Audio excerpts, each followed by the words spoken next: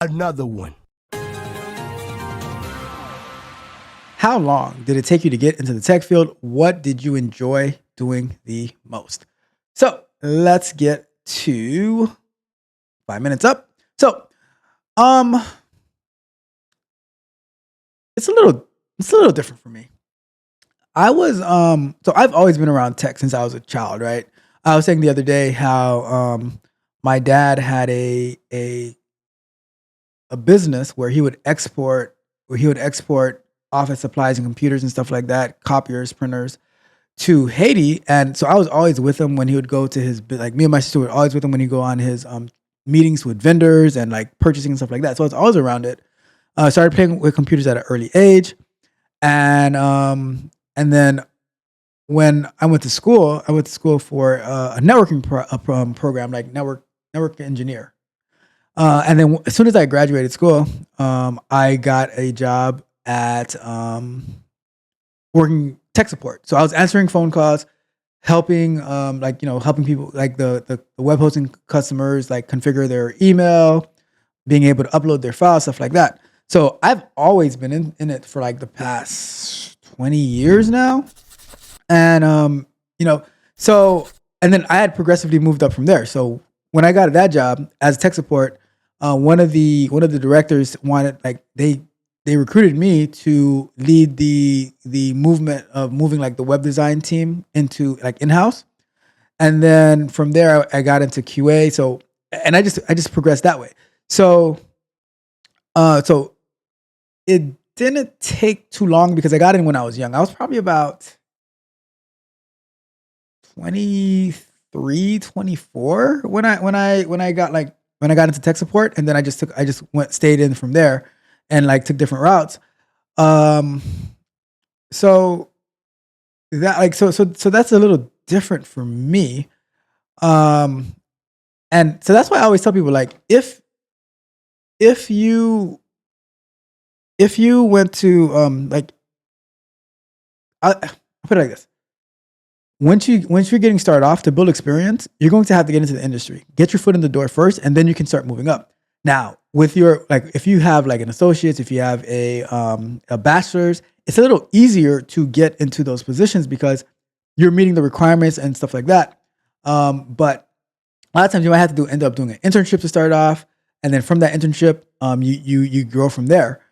It just depends. My favorite part, or what did I enjoy doing the most? So I've been doing QA for the past 15 years, more or less. And I would say the my favorite part. A couple of things that I enjoy doing. I love writing the automated tests. Writing like I feel like it's like writing robots, where I'm saying, okay, I need you to go do this, this, this, and the other. I've even like automated some stuff where I'm like, all right, actually, I tried to automate this like when I'm during like Black Friday, where I'd write a script to go add something to the cart so that I can get it before everybody else. Did it work? Not really. But I always enjoyed doing automation. Now, the my best time working at a company was after I left the web translation company. I went to work for a real software company where I got to be part of the agile team, and I got to be like work with scrum masters, work with developers, work with product owners. So that really enlightened me for how scrum worked and how software development worked. And I just took off from there. I learned how to do API testing. I learned how to like I enhanced my automation testing. So I learned so much in that situation. And also getting to build a demo that was presented at Mobile World Congress in Barcelona in like 2018, 2019. So that was some of the some highlights that I remember because that helped me so much to be able to um, work with like lead different engineers, play a strong role in the QA team, in the software development team. So just making a big impact. So for me, it's always been what value can I bring for whatever amount of time that's going to be, and so for me, like because I started so early, it didn't really take that long because I started at the bottom. I started at the bottom in tech support. I think I started off at like $12 an hour or $12.60 an hour. When my manager like before like when the person who called me to interview me or to ask me to come in for an interview, he was like, "Yeah, I almost didn't call you because I didn't I couldn't say your last name." He's like, "Can I speak to Ralph?" And I was like, "Yeah, this is Ralph." Like, "Oh yeah, we have this job opening, whatever you applied for. Can you come interview?" And but that is the one, like that position right there. That is what took off for me. And to this day, everything that I do, I'm still using stuff that I was learning 20 years ago working for that web hosting company. So, so that like, and I think, and that also helped me to speak to people, help them and provide them customer service.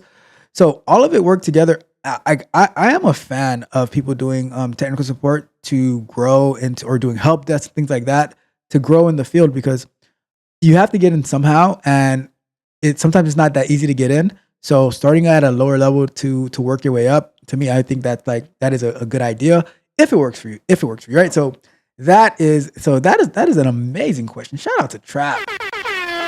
And let me wrap that one up.